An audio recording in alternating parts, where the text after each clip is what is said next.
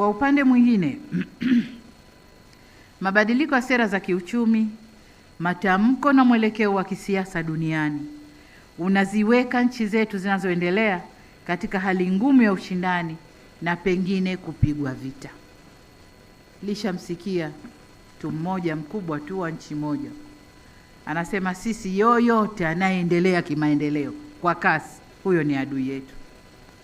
Kwa hiyo jinsi nchi zetu hizi zinazoendelea tunavyokwenda mbele, wengine wanaangalia njia na mbinu za kutuvuta nyuma ili tusiende kwa kasi ile ambayo tunakusudia.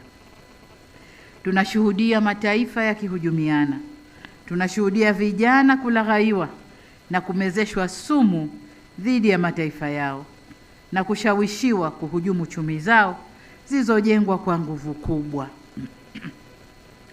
Vile vile kuna wimbi la kuwaaminisha vijana kwamba serikali zao hasa za Afrika hazifuati au zinakiuka haki za binadamu.